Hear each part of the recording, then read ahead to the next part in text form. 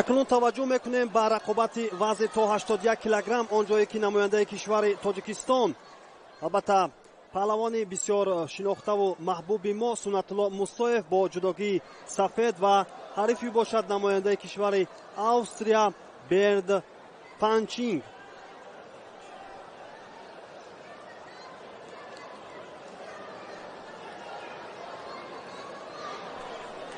мазарат инҷо дар системае ки пешниҳоди мост каме ғалат аст. инҷо намояндаи кишвари Узбекистон Бобур Янгинбоев аст ки ҳоло бошад дар ин фурсатҳое ки албатта дақиқаи аввали нерӯсанҷӣ аст. Суннатулло Мусоев метавонад ки аз ҳунару малакаи худ ба хубӣ огаҳӣ бахшад. албатта Суннатулло Мусоев ин чеҳраи 22-солаи кишвари мо аз ҳама натиҷаи шоисаи ӯро мо ҳам медонем. ин ҳам аз гранд-слами Абу-Даби соли 2025 буд ки ин партофте ки анҷом дод албатта ки шоиста буд ва зари ба о гузорӣ мегардад ё ин ки на. каме бошад инҷо мунтазир мемонем партоф ягон имтиёз ҳаст ё ин ки не. албатта имтиёзи вазари аз ҷониби довари марказ ва мебинем дар намолавҳам ин чиз намоён аст. акнун бо як имтиёзи вазари пешсафиро ба даст меорад ва бештар Суннатулло Мусоев маҳз аз ҳамин усули сари китф кор мегирад ки ин ҳам дар ин замина кораш хуб аст. аммо дар як зидди ҳамла инҷо таваҷҷӯҳ кардем ки ҳариф ин имтиёзро албатта ки ҷуброн ҳам сохт ва наздик буд ки ба имтиёзи ипон хотима ёбад. албатта дар чунин фурсатҳо Суннатулло Мусоев набояд ки саросимаҳол куштини худро идома бахшад.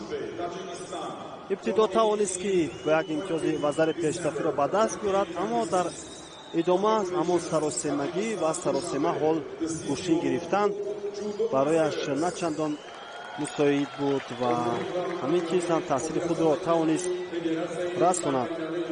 акнун яктарафа кушин гирифтан ҳарду сари остини ҳамдигарро медоранд. инҷо албатта дарёфти мавқеияти Суннатулло фарқкунанда аст.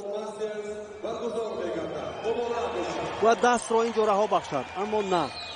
инҷо маълум аст ки аз лиҳози қувваи физикӣ ҳам ҳариф албатта заиф ба назар намерасад ва ҳолати хубро соҳиб аст. сари гиребон боз ҳам ҳамон шева ва услубе ки кор мегирӣ ва акнун инҷо корро дигар хелтар метавонист ки анҷом диҳад Суннатулло Мусоев ва бо як амалкарди ва як усули пӯшнокӣ албатта дар ибтидо тавонист ки муваффақ гардад, партофро анҷом диҳад, аммо он партоф чӣ тавре ки мебинем ягон имтиёз баҳогузорӣ намегардад ва наздик буд, аммо дар ҳолати як чархиш ва ҳолате ки барои паҳлавони ӯзбекистонӣ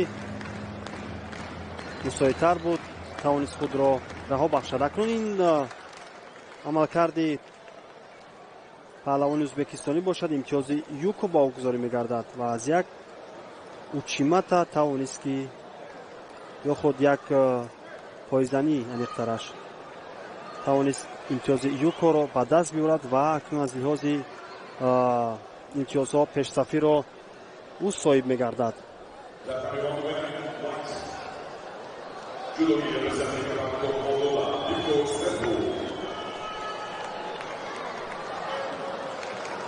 боз ҳам инҷо акнун фаъолиро бояд ки бештар нишон диҳад Суннатулло Мусоев дар ин лаҳзаҳое ки барояш бисёр кораш мураккаб мегардад ва бояд ки албатта аз ҳунару малакаи худ ба хубӣ огаҳӣ бахшад. аммо мебинем ки ҳариф ҳам дар дилхоҳ ҳаракатҳои Суннатулло Мусоев метавонад ки хуб истодагарӣ намояд. то ин лаҳзаҳо кораш беҳтар аст. камтар аз 1 дақиқа вақт боқӣ мондааст ва Суннатулло Мусоев дар ин фурсатҳое ки барояш албатта ки мушкил аст, бояд ки корро ҷоноктар созад.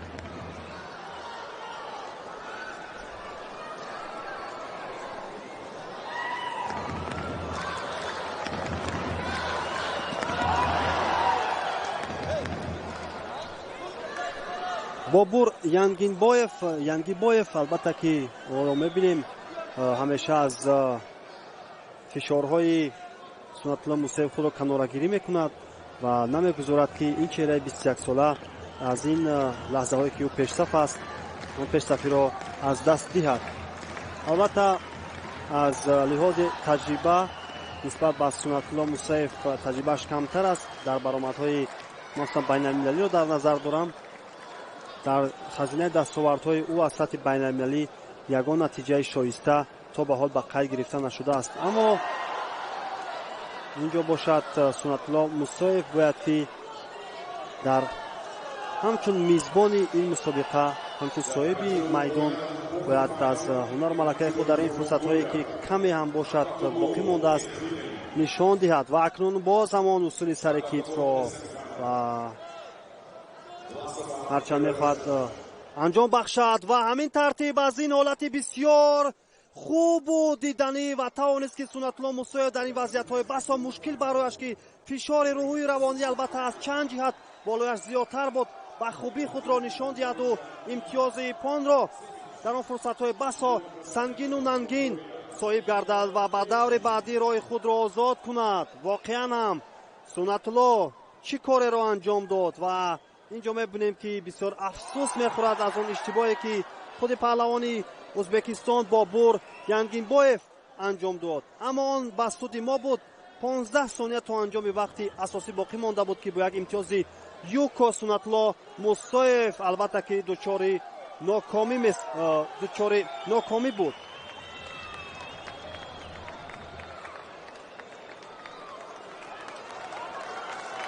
бо ҳамин тартиб Сунатулло Мусоев акнун дар ин фурсатҳои басо мушкил тавонист ки ғолиб гардад ва ба даври баъдӣ роҳ ёбад.